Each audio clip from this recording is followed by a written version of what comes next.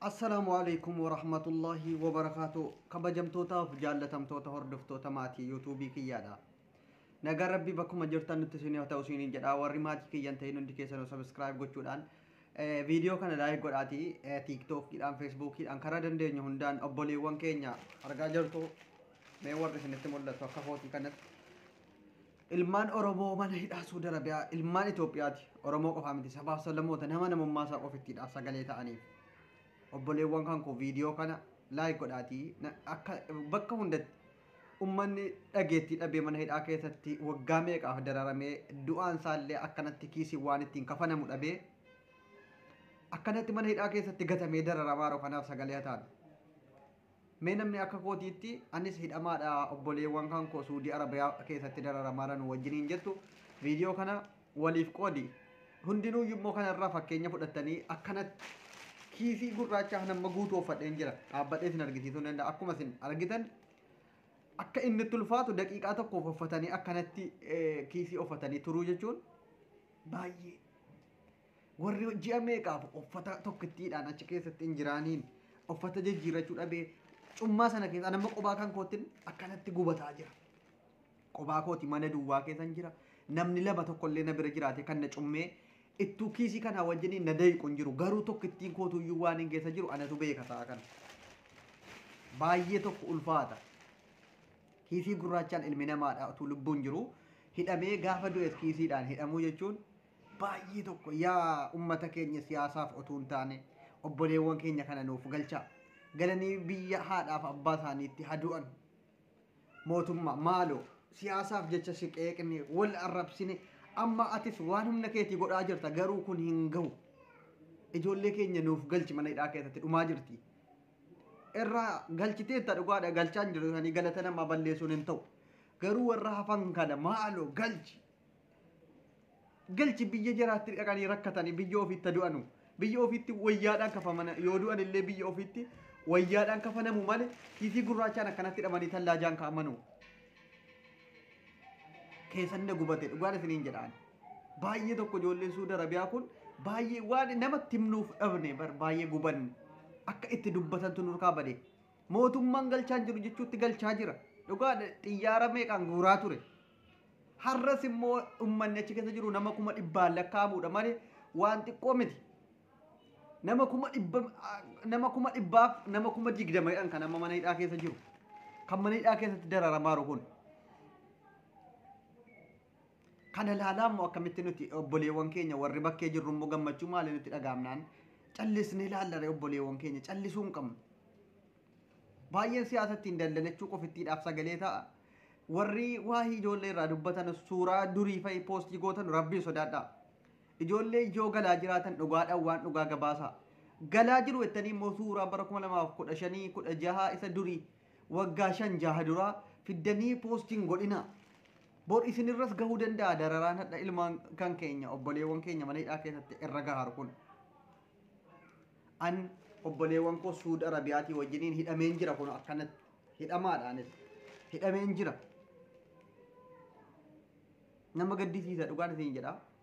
Galatooma artiistonni keenya kan akka Jaafar Yusuf warri haftanis itti makamaa chaalenjii kanatti chaalenjii kiisii uffatanii akkanatti obboleewwan keenyaaf addunyaan sagalee ta'uu qabdi miidiyaa kana waan qoosaatti fudhatina shamarranis hundi keessanuu tiiktookii irratti feesbuukii irratti yuutuubii irratti waan dandeessanuun obboleewwan keessaniif sagalee ta'a erga mootummaan Itoophiyaadhaa waan kana irratti yoo calliseera ta'e karaa UN'tiin obboleewwan keenya kun fallifalamee fi akka jarrii kaambii wahii yookiin deddeebicuutti boqotan godhamanuuf UN'n ijoollee keenyaaf otuu birmatte warri dhala ilma namaatiif birmatu kun furmaata argachuu danda'a.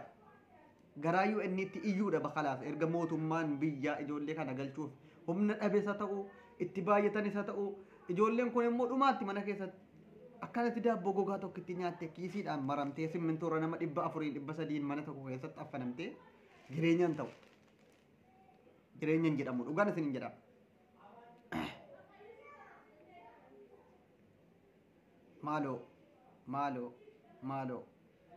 Maaloo obboleewwan keenya dhumaa jiru maal obboleewwan keenya dhumaa jiru waliif haa birmannu waliif haa rifannu garaa waliif rifatu haa qabaan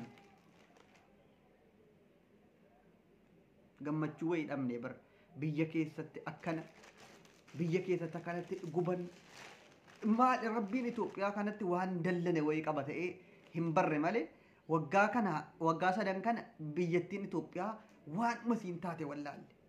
Biyya keessa waraanaan uummanni akkana wal fixaa qabeenyi barbadaa uummanni buqqaa viidiyoo boo'ichaa laalla guyyaatti viidiyoo biyya keessaa dhufu. Biyya Suudi Arabiyaatti akkas eessatti ilmi namaa fooqirraa darbatama. Yaa Rabbi kiyya ati hin dandeessaa. Yaa Rabbi gabrummaa kana kan biyyaa nu yaasee biyya namaa keessatti kana godhu nurraa cabsi. Rakkina kana nurraa cabsi. Obboleewwan keenya illee akka jarri nama gargaaran malee akka jarri biyyaa baqatanii dhaqanii kiisii kanaan biyya namaa keessatti akkana dararaman kana booda gaha nurraa dhaabi yaa Rabbi. Gaha nurraa dhaabi yaa gooftaa keenya. Maaloo artiistonni Oromoodhaa sagaleen keessan yeroo kana barbaachisa. Artiistonni sheekonni abbootiin amantaadhaa raayyaa abbaa maccaa ati galatoomi dhugaadhaan ati ilma Oromoodhaaf quuqama qabu ilma lammii nama ta'uudhaaf namaa rakkatu jechuu sin arge. Hanga yoonaatti si'ii fi Sufyaanii wajjiniin ammas hundi keessan warri raayyaa abbaa maccaa wajjiniin ta'uudhaan sagalee ta'aa jirtan hundi keessan ulfaadhaa galatoomaa kabajamaa. Warri kaan silaa fakkeessituudha. Takkaa jara gabbahee ijoollee Suudi Arabiyaatiif Ahmadiin Jabala galatoomu takka poostii godhaa ture. Jarra akka Yaasin Nuuruu Badiruu Huseen maal jettan sun takka takkitti jara sagalee ta'uun argine. Sheekota dhageettii qabudha kana utuu jarri dubbatanii furmaata argachuu danda'a. Kan amma achi keessatti rakkataaru Oromoo qofa jechuun hin danda'amu. Baay'inaan Oromoo ta'ullee. Lammiin nama ta'e achi keessatti dhumaaru baay'ee jira. Garuu hamma yoonaatti kan du'ee nuti arginu kan dubbatu kan achi keessatti wal ga'e hundi afaan Oromoo dubbata. Oromoodha jechuun hin danda'ama wanti mana hidhaa guute sun. Furmaanni yaa ijoollee mana hidhaa keessa nu waan goonu hin qabnu yaa Rabbi dhageessa ani humna hin qabu eessuma nu keessa yaa abbaa hiyyeessa hamma yoom cinqamna.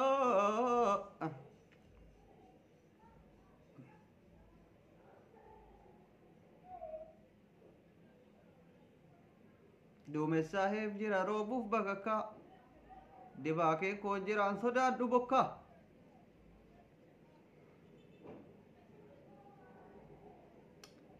Nan gubanne maaloo sagalee hataan waliif hin gubanne. Anamma waan keessa jiru naa laala affaname haasa'uullee na dhowwaara dhugaadha isiniin jedha baay'ee ulfaata kiisiidhaan taa'uun.